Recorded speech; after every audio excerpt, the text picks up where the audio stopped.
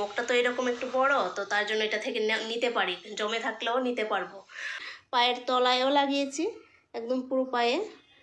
মানে শীতকালে কিন্তু অনেকেরই কিন্তু পা ফেটে যায়, কম বেশি অনেকেরই ফাটে। পা কিন্তু অনেকটা কিন্তু নরম হয়ে গেছে। Everyone, welcome back to my channel Papiya's blog. আজকে নতুন আরেকটা ব্লগে তোমাদের সবাইকে স্বাগত জানাচ্ছি। আজকে তোমাদের সাথে একটা খুবই উপকারী একটা ব্লগ শেয়ার করব, যেটা হলো মানে শীতকালে কিন্তু অনেকেরই কিন্তু পা ফেটে যায়, কম বেশি অনেকেরই ফাটে। এটা কিন্তু অনেক মানে সবসময় দেখা যাচ্ছে, আমাদের মা মাসিরাও দেখতাম যে পা ফেটে যেত শীতকালে। অনেকের তো অনেক মানে খুব খারাপ অবস্থা হয়, অনেকের মানে পা ফেটে একদম ব্যথা হয়, এরকমও হয়। অনেকের ড্রাই হয়ে যায় পা। তারপর আবার অনেকের আছে হালকা হালকা লাইন, মানে পা পা সেরকম ফাটেনি কিন্তু একটা লাইন কিন্তু পড়ে আছে, এরকমও হয়। মানে অনেক ধরনের কিন্তু থাকে মানে অসুবিধা। আর এটা শীতকালেই কিন্তু বেশিরভাগ হয়, কারণ শীতকালে ওয়েদারটা ড্রাই থাকে, তো সেই ড্রাই হওয়ার কারণে আমাদের স্কিনও কিন্তু সেই রকম মানে ওয়েদারের সাথে সাথে স্কিনও কিন্তু ড্রাই হয়ে যায়। তো তার কারণে কিন্তু পাটা মানে ফেটে যায়। আমরা যতই পায়ে ক্রিম লাগাই না কেন, বা ময়শ্চারাইজার লাগাই বা ক্রিম লাগাই, যত কিছুই লাগাই না কেন, একটু সময় ঠিক থাকে, একটু পরেই আবার কিন্তু যেই সেই হয়ে যায়। আর রাতে শোয়ার সময় লাগিয়ে মানে লাগানো তো মাস্ট, লাগাতে হবেই ক্রিম বা ফুট ক্রিম বা ময়শ্চারাইজার যেটাই হোক, লাগাতে তো হবেই। তো লাগানোর পর একটু সময় তো ভালোই থাকে, তারপর আবার পা ধোয়ার পর কিন্তু আবার যেই সেই ড্রাইনেস হয়ে যায়। তো সেই সমস্যাটা থেকে দূর করতে হবে, তার আগে পাটাকে আগে নরম করতে হবে। তো সেই নরম করার জন্যই কিন্তু আজকের এই ভিডিওটা, মানে কিভাবে নরম করতে হবে পাটা, তো সেই জন্য কিন্তু আজকে এই ভিডিওটা বানানো। আর আমরা মুখের যেই রকম যত্ন নেই, পায়ের কিন্তু সেই রকম যত্ন সেই রকমভাবে নেই না, তার জন্য কিন্তু পায়ের আরও অবস্থা খারাপ হয়ে যায়। তো পাটাকে নরম করার জন্য কিন্তু আমি একটা প্যাক বানাবো, সেই প্যাকটাই অ্যাপ্লাই করব। তো চলো দেখাই প্যাকটা বানানোর জন্য আমি কি কি নিয়েছি। এই যে আমি এখানে নিয়েছি একটু পরিমাণ মুলতানি মাটি, আর এখানে নিয়েছি টমেটো এটা গ্রেট করে নিয়েছি। টমেটো ছাড়া আবার লেবু রস নিলেও হবে, আমি নিয়েছি টমেটো। আর এখানে আছে হানি। তো সবগুলি মিশিয়ে একটা প্যাক তৈরি করব। আর প্যাকটার জন্য কিন্তু সব কিছু মানে পরিমাণ একদম ঠিকভাবে পরিমাণ মতো নিতে হবে। এখানে আমি নিয়েছি 3 চামচ পরিমাণ মুলতানি মাটি, আর এখানে 2 চামচ পরিমাণ আমি নিয়েছি টমেটো গ্রেট করা, আর এখান থেকে আমি 1 চামচ পরিমাণ মধু নেব। এবার সবগুলি উপাদান এক এক করে নিয়ে মুলতানি মাটিটার সাথে মিশিয়ে নেব। আর এই টমেটোটা কিন্তু এই পায়ে যে ট্যান পড়ে, মানে কালচে ভাব যেটা থাকে, সেটা দূর করার জন্য কিন্তু অনেক উপকারী। টমেটোর রস কিন্তু স্কিনের কালচে ভাব দূর করে। আমরা ফেসের যেরকম যত্ন নেই, পায়ের কিন্তু সেরকম যত্ন নেই না। আমরা কিন্তু অনেকেই মানে পায়ের জন্য গাফিলতি করি, তার জন্য কিন্তু পায়ে মানে কালচে ভাবটা বেশি থাকে। আমাদের মানে বডির অন্যান্য পার্টের তুলনায় কিন্তু পাটা কালচে ভাব থাকে বেশি, তার কারণেই হয় মানে পাটা যত্ন বেশি করি না, তার জন্যই এরকম হয়। তো এই টমেটো পেস্টটা কিন্তু আমাদের সেই পায়ের যে কালচে ভাব থাকে, যে ট্যান পড়ে যায়, সেটা কিন্তু দূর করবে। আর এই মধু এখান থেকে আমি 1 চামচ পরিমাণ নেব। এই মধু কিন্তু স্কিনকে যেমন উজ্জ্বল করতে সাহায্য করে, তেমনি স্কিনকে আবার নরমও রাখতে সাহায্য করে। আর এই শীতের দিনে মধুটা তো খুবই প্রয়োজনীয়। এবার অল্প অল্প জল দিয়ে কিন্তু আমি সবগুলি উপাদান একসঙ্গে ভালো করে মিক্স করে নেব। তবে একসঙ্গে কিন্তু বেশি জল একবারে দিয়ে দেব না, তাহলে কিন্তু বেশি পাতলা হয়ে যাবে। আর এই প্যাকটা কিন্তু আমি বেশি গাঢ়ও করব না, আবার বেশি পাতলাও করব না।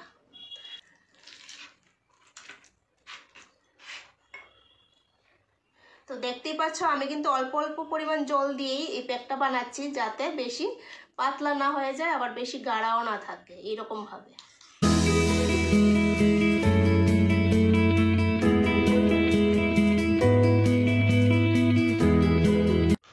এই যে একদম রেডি হয়ে গেছে, প্যাকটা পুরোটাই রেডি হয়ে গেছে।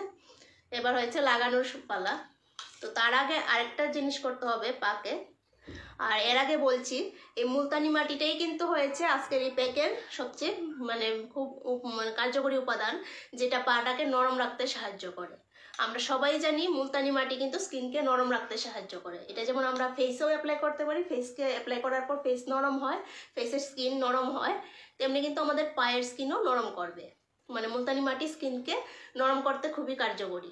তো তার জন্য এই প্যাকটা মানে সপ্তাহে অন্তত যাদের বেশি ড্রাই তারা সপ্তাহে 2বার অ্যাপ্লাই করতে পারো, আর নয়তো সপ্তাহে যাদের নর্মাল আছে তারা একবার অ্যাপ্লাই করলেও চলবে। এবার পায়ে প্যাক লাগানোর আগে কিন্তু আরেকটা কাজ করতে হবে, সেটা হয়েছে পাকে পরিষ্কার করা। মানে পায়ের মধ্যে তো অনেক নোংরা লেগে থাকে, ময়লা থাকে, ধুলোবালি থাকে, তো সেটা কিন্তু আগে পরিষ্কার করে নিতে হবে। তো তার জন্য কিন্তু আমি একটা বোলের মধ্যে একটু হালকা গরম জল নিয়েছি, তো তার মধ্যে একটু শ্যাম্পু গুলে নিয়েছি। তো এটার মধ্যে এখন পাকে ভিজিয়ে রাখবো 5 মিনিটের মতো।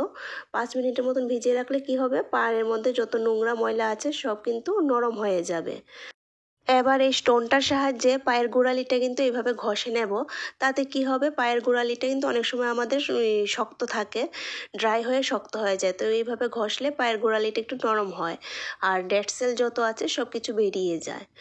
তারপর এই ব্রাশের সাহায্যে পায়ের উপরে, পায়ের নিচে, গোড়ালি কোনায় কোনায় ভালো করে ব্রাশ করে নেব। তবে হালকা হাতে কিন্তু ব্রাশ করতে হবে। ব্রাশ করলে কি হয়, পায়ের নিচে মানে যত কিছু নোংরা ময়লা আছে, তারপর নখের কোনায় কানায় যত ময়লা আছে সব কিন্তু সুন্দরভাবে বেরিয়ে আসবে।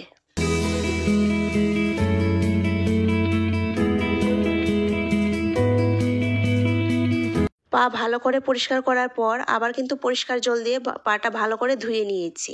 ধুয়ে আবার পরিষ্কার কাপড় দিয়ে মুছেও নিয়েছি। তো এবার হয়েছে পায়ের মধ্যে প্যাক লাগানোর পালা।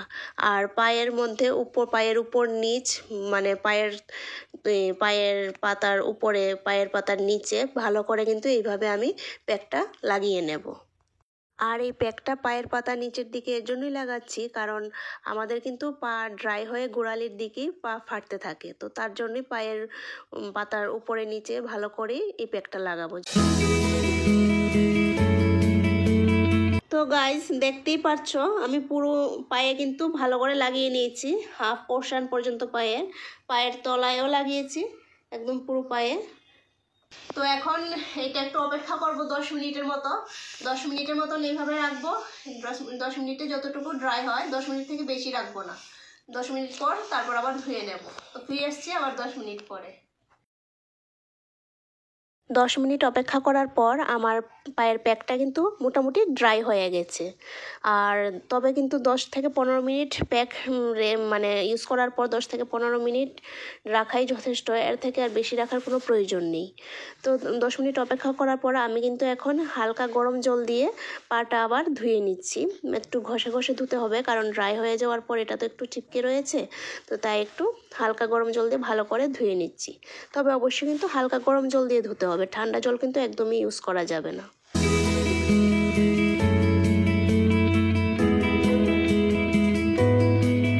তো গাইজ, আমি প্যাকটা ভালো করে রিমুভ করে নিয়েছি। আর পায়ের স্কিনটা না এখন ভীষণ সফট হয়ে গেছে। এই যে ধরতে খুবই সফট লাগছে, আর গোড়ালির দিকটাও কিন্তু ভীষণ সফট লাগছে এখন প্যাকটা ইউজ করাতে। আর এখন একটু পায়ে এই যে নারকেল তেল লাগাবো। আর নারকেল তেলটা এটা এই কোটার মধ্যে রেখেছি, কারণ শীতের দিন তো জমে যায়। তো মুখটা তো এরকম একটু বড়, তো তার জন্য এটা থেকে নিতে পারি, জমে থাকলেও নিতে পারবো। আর নয়তো অন্যান্য যে বোতলে থাকে নারকেল তেলটা, সেটাতে আর শীতের দিন নিতে অসুবিধা হয়ে যায়। তার জন্য একটু নারকেল তেল গলিয়ে এটার মধ্যে রেখেছি। তো এখন পায়ের মধ্যে একটু নারকেল তেল লাগিয়ে নেব। নারকেল তেল বা ময়শ্চারাইজিং ক্রিম বা ফুড ক্রিম যেটাই পারো লাগাতে পারো, তবে আমি নারকেল তেলই এখন ইউজ করব। এই যে একটু নারকেল তেল নিয়ে নিয়েছি, আর শীতের জন্য দেখো পুরো জমে রয়েছে। তো এখন এই তেলটা একটু হাতে এইভাবে ঘষলেই গলে যাবে। তারপর পুরো পায়ের উপরে, পায়ের নিচে, গোড়ালির দিকে ভালো করে এইভাবে লাগিয়ে নেব। আর এই নারকেল তেল কিন্তু আমাদের স্কিনের জন্য খুবই উপকারী। এটা একটা ময়শ্চারাইজারের কাজ করে, আর আমাদের স্কিনকে কিন্তু খুব নরম রাখতে সাহায্য করে। তো ভালোভাবে অয়েল ম্যাসাজ করার পর কিন্তু আমি এবার সক্স পরে নেব, যাতে বাইরের ধুলোবালি নোংরা আর পায়ে না লাগে। তাছাড়া পায়ে ক্রিম বা তেল লাগানোর পর সবসময় সক্স পরে রাখলে কিন্তু সেটা আর বেশি কার্যকরী হয়।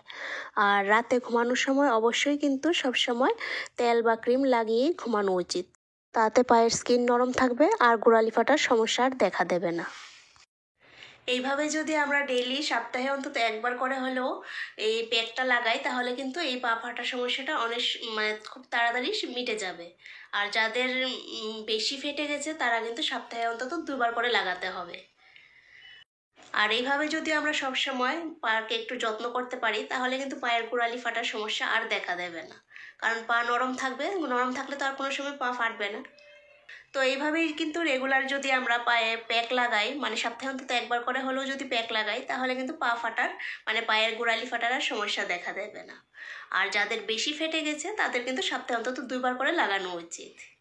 তো এইভাবে যদি আমরা পায়ের একটু কেয়ার করি, যত্ন করি, তাহলে দেখবে পা আর কোনো সময় ফাটছে না, পা সবসময় নরম থাকছে। আর রাত্রে শোবার সময় কিন্তু ডেইলি একটু নারকেল তেল বা ময়শ্চারাইজিং ক্রিম মানে যেটাই লাগাও সেটা কিন্তু অবশ্যই লাগিয়ে ঘুমানো উচিত। আর আমি সবসময় এইভাবেই আমার পায়ের যত্ন নিয়ে থাকি। তবে অনেক সময় সময়ের জন্য করতে পারি না, তবে সপ্তাহে অন্তত কিন্তু নিয়ম করে একবার করে হলেও এটা আমি করি। তাহলে কি হয়, মানে পায়ের গোড়ালি ফাটার আর সমস্যা দেখা দেয় না। তাহলে চলো আজকের ভিডিওটা এই পর্যন্তই। আর ভিডিওটা তোমাদের কীরকম লেগেছে তা কমেন্টে অবশ্যই জানিও। ভালো লাগলে প্লিজ একটা লাইক করো আর সাবস্ক্রাইব বা ফলো করে আমার চ্যানেলটার পাশে থেকো। তাহলে ফিরে আসছি আবার নতুন দিনে নতুন আরেকটা ভিডিওর সাথে। টাটা।